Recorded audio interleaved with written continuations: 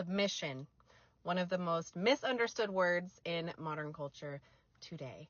When most women hear submission, they instantly think of weakness. They think control, manipulation, or losing their independence. But that's not submission. That's distortion. True feminine submission is not about being controlled. It's about trust. It's allowing a man to lead when he's proven and that he's capable of doing so.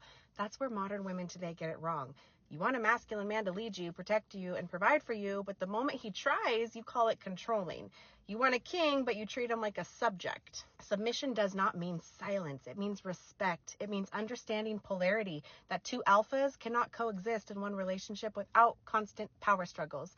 Someone has to lead, and someone has to trust that leadership. It's not oppression. It is balance. And before any of you twist that, yes, it requires the right kind of man. You don't submit to a weak man, a liar, or a manipulator. You submit to a man who's earned it through his actions, his consistency, his integrity, and his ability to make you feel safe. Real submission only thrives in the presence of real masculinity. And when both play their role, the relationship flourishes. But when both try to lead, it collapses. So no, ladies, submission does not strip you of your power. It amplifies it, because the strongest women know when to lead and when to lean back. The weakest ones are so afraid of being controlled, they end up controlling themselves right out of love. If you want a masculine man, learn to trust the masculine. You can't demand protection while competing for dominance. That is not partnership. That is just complete chaos. One thing about women is they don't really care so much about who you are. They care more about how you make them feel. So what I mean by this is you can plan an amazing date where it's a gorgeous restaurant, you pick her up, you're wearing a really nice outfit, all of these things. But she catches you staring at another woman, or you're on your phone the whole time. If you make her feel ignored or rejected, immediately she loses all interest. Women get really offended when I tell them this. But the reality is men are babies, yeah? They really are babies. So with women, when they naturally have kids and all of these things, they are designed to just focus on the children. It's how we're designed biologically. What happens then is she doesn't even see her husband anymore. So he comes into his home and almost feels like a stranger in his own home. It's not all men. Some men dive into the parenthood with their wife. They hold their hand, wife's hand, and go straight into the children. But other men, especially if they didn't receive a lot of love growing up, they need that personalized attention. So when they're not getting it from their partner, instead of communicating it, they go source it somewhere else. I'm 54, and I'm going to tell you what nobody told me when I was 30 years old, but I wish they would have. You're not behind. You're just exhausted from holding everything up by yourself. You don't have to earn rest. You don't have to apologize for wanting more. And you're not too late. You're just getting started. Stop waiting for permission to change your life. You don't need it.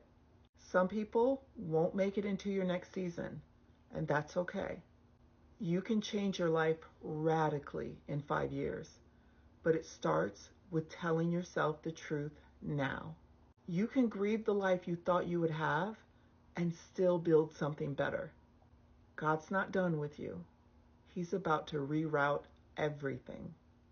Take the trip. Leave the man. Wear the damn dress. You're still beautiful. You always were, even when you didn't believe it. Let the friendships fade. Let your body change. Let your priorities shift. That's not failure. That's becoming. And one more thing, that little voice inside of you that says, there has to be more. She's right. Just wait, sis. Your future self is gonna blow your mind. Hope that helps. The reason why dating feels so incredibly hard right now is because we currently have gender wars. But we also have an imbalance of energy. More men are now turning more passive, okay, which is deemed as feminine traits, and more women are turning more masculine. When you have gender wars, there will be no harmony. There will be no let's exist in peace. It's really every man for themselves. Women have got to a point now where they realize they don't need men for survival. So men are now panicking because in order for a man to feel good about himself, he needs to feel needed. But women don't really need you guys anymore. They don't. I know so many women who are like, marriage-free, child-free, living life, happy, growing, thriving, like the list goes on. So this is the problem that men are having. The reason why it was easier for you guys to date women back in the day was because women actually didn't have options. They didn't have avenues that they can go down. So women were actually coming from a place of scarcity rather than abundance. Now women have an abundant mindset. They don't need to settle. They do not. They actually don't. Men want us to settle, because if women don't settle, then that means men aren't going to be picked anymore. No, I don't rate myself. You're I'm sorry, you're 100. No. She's 100. I'm not gonna rate myself none because that shit don't matter. It matters what's up here, period. Mine. Let's go! I'm a real I got money, baby. This Chanel, 7 bands. This BBL, 10 bands. I'm a real bitch. I thought it matters what's up here, and then you pointed to your BBL. Well, listen.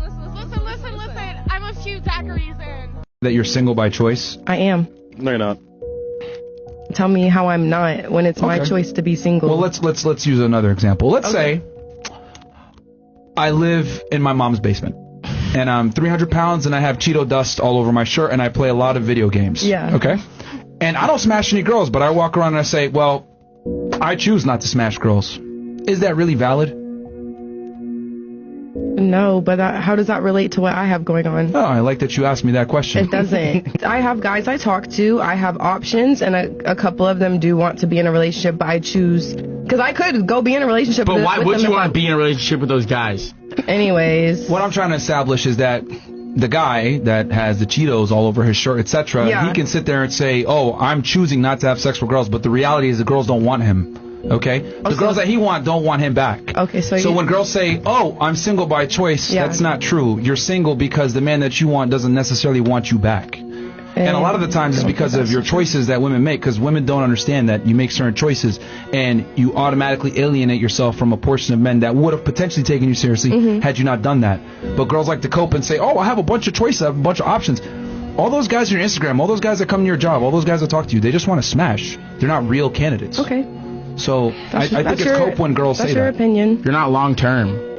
Is a man less of a man if he can't change a flat tire? Yes, absolutely. Yeah. Is a woman less of a woman if she can't cook a meal from scratch? We're biased. We're women. No, that's not a good answer.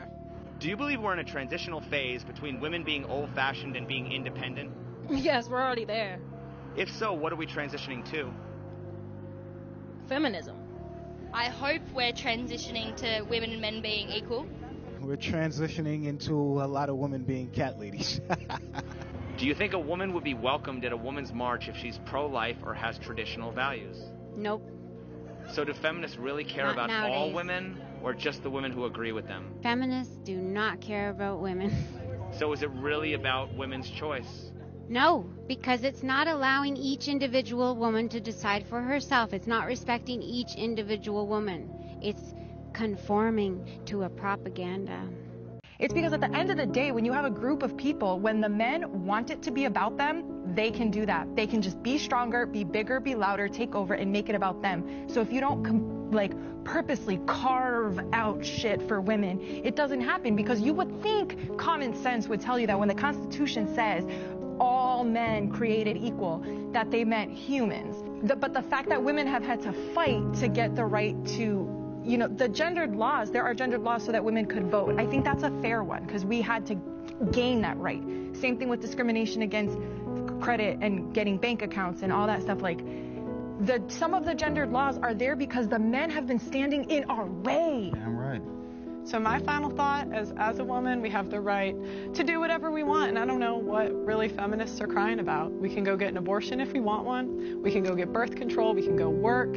I can't think of anything we can't do. So to me, feminism is just a lot of crying and whining over nothing. If men would actually listen to us, you guys would realize that feminism also benefits you. Because of how much you hate us, it genuinely interferes with your ability to listen to our arguments. Feminism at its core is about dismantling existing structures that harm women. Also, on the flip side, It's about intersectionality. We don't like toxic masculinity. We don't like the fact that, yeah, men can't cry, that you guys are taught that from a young age, because that's what leads to suicidal ideation and potentially violence as you get older. We don't think that's okay either. Yes, we care about your mental health. So maybe listen to our conversations instead of just immediately getting defensive. It's not personal. There are an increasingly large number of women who are just choosing not to get married and are choosing to stay single. And in fact, there's a wonderful book called All the Single Ladies that is about this very phenomenon. And women are increasingly choosing to opt out of long-term mating if they're not able to find the relationship that they want.